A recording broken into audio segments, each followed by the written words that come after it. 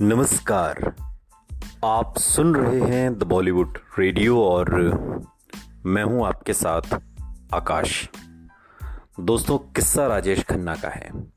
तब राजेश खन्ना की फिल्में हिट तो नहीं हो रही थी, सुपर हिट नहीं हो रही थी, लेकिन फ्लॉप नहीं हुई थी।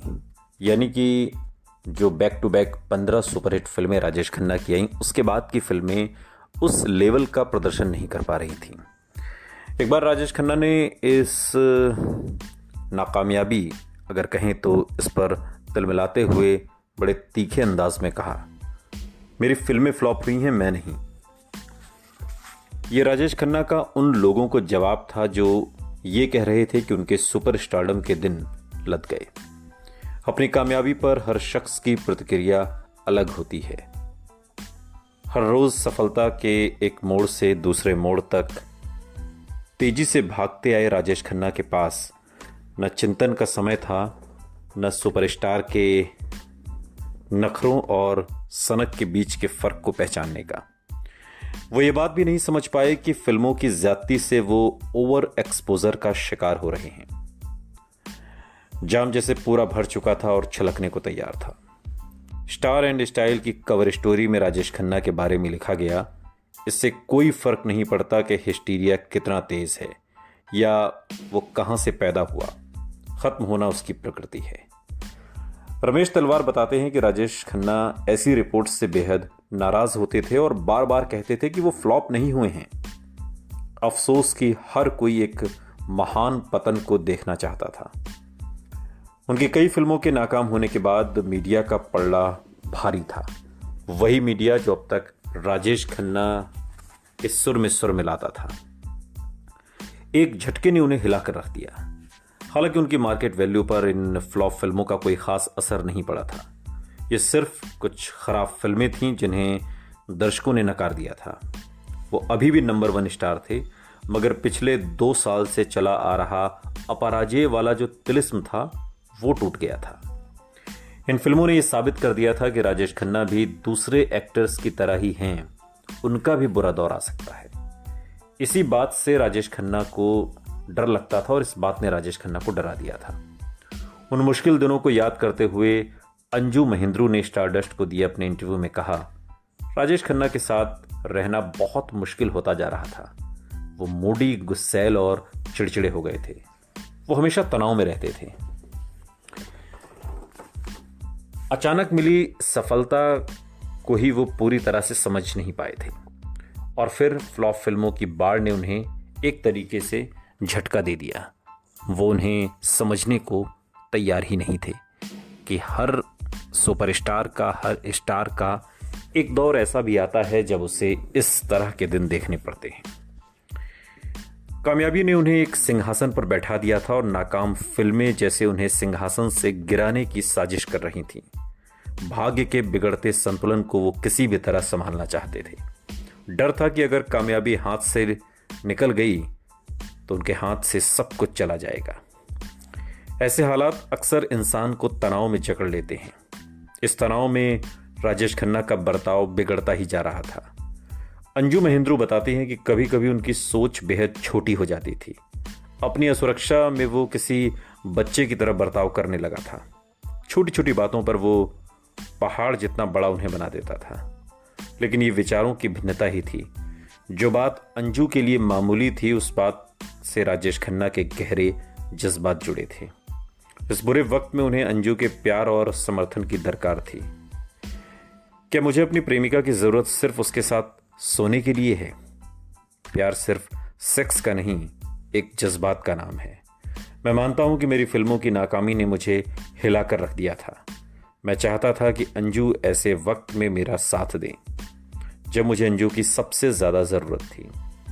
उस वक्त वो कभी मेरे आसपास नहीं थी। राजेश खन्ना ने यह बात स्टारडस्ट पत्रिका की उमा राव को इस घटना के 1 साल बाद दिए एक इंटरव्यू में कहा था।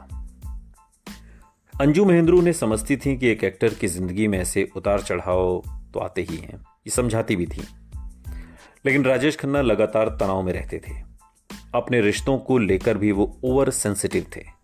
वो चाहते थे कि अंजू अपना काम, हर काम छोड़कर हर वक्त उनके साथ रहें। अगर अंजू कहीं चली जाती थी तो ये उन्हें बर्दाश्त नहीं होता था। मेरे लिए भी तनाव हद से ज्यादा बढ़ गया था।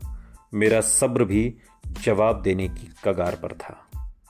ये बात अंजू ने कही थी। इस झटके ने अंजू महेंद्रू और राजेश खन्ना के पहले से ही चटकते हुए रिश्ते में और दरारें डाल दी। सुपरस्टारडम ने राजेश खन्ना को इंडस्ट्री में बड़ी ताकत दी थी। इस ताकत को उन्होंने एक तरीके से गैर जिम्मेदाराना तरीके से इसका इस्तेमाल किया। उनका बर्ताव घमंड से भरा था। उन्होंने हर किसी को अपनी ऊंची रसूख और रुतबे का एहसास कराया। शायद खुद को उनके ऐसे बर्ताव से सुरक्षित रखने के लिए या सुपरस्टारडम की आंधी में अपने रिश्ते में संतुलन बनाए रखने के लिए अंजू अब तक उनकी सबसे बड़ी आलोचक रही थी। उन्होंने कोशिश की थी कि यह रिश्ता बराबरी का रहे। राजेश खन्ना के साथ उनका बर्ताव वैसा ही रहा जैसा राजेश खन्ना के सुपरस्टार बनने से पहले था। वो कहती हैं कि मैं उनकी आलोचना करती थी क्योंकि मैं ऐसी ही हूं। अगर वो कहीं गलत थे तो मैं हमेशा उनको बता देती थी। मैं उन्हें खुश करने के लिए उनकी तारीफ क्यों करती? उनके ईगो को चमकाने के लिए पहले से ही काफी लोग थे। वो हमेशा अपनी आलोचना को लेकर संवेदनशील और मैं हमेशा ईमानदार। अपनी हर आलोचना को खारिज के लिए वो जिद करने लगे। उनके पिता की मौत के बाद बहुत कम लोग थे जो उन्हें डांट सकते थे। राजेश खन्ना की माँ उनसे डरती थी, इसलिए वो मेरी मौजूदगी पर कोई एतराज नहीं जाहिर करती थी। कड़वाहट से भरी अंजू ने अपने इंटरव्यू में बयान दिया था। ये तमाम बातें उन्होंने कही और इस कड़वाहट के पीछे भी कई वजहें थीं। प्रशांत रॉय बताते हैं कि चाई जी पुराने ख्याल की थीं। वो अंजू मेम साहब को ज़्यादा पसंद नहीं करती थी। उन्हें ये शिकायत थी कि अंजू उनके बेटे का ठीक से ख्याल नहीं रखती। और वहीं अंजू का कहना था कि उनकी ज़िंदगी में राजेश खन्ना सबसे पहले आते हैं। मैंने चाई जी को राजी करने की काफ़ी कोशिश की, मगर शुरुआत में वो मुझे पसंद नहीं करती थी। वो एक पुराने ख्यालों वाली पंजाबी महिला हैं जिन्हें खुश रखना बहुत मुश्किल है। मैं उन्हें पसंद नहीं थी और ये बात मैं जानती थी। आप समझ सकते हैं कैसा लगता है जब आपको नापसंद किया जाता है। अंजू महेंद्रू ने एक इंटरव्यू के दौरान ये बातें कही। इन हालात में राजेश खन्ना, अंजू महेंद्रू दोनों के लिए बहुत मुश्किल था और अंजू ने राजेश खन्ना को ट्रॉफी गर्लफ्रेंड बने रहकर हर पल उनका इंतज़ार करने के बजाय अपना समय पार्टियों और दोस्तों के संग बिताना शुरू कर दिया।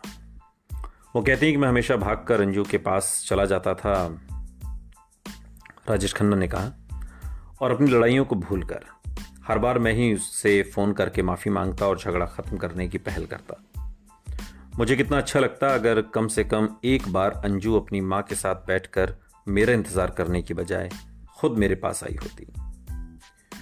राजेश खन्ना के बयान से एक बात तो साफ थी कि सुपरस्टारडम के बावजूद उनके इस रिश्ते में शक्ति का संतुलन उनके पक्ष में नहीं झुका था। अंजू को लेकर उनके अंदर जैसे एक जुनून सवार था। पूरी दुनिया मेरे पीछे थी और मैं उसके पीछे था। वो अंजू के आने जाने पर नजर रखने लगे।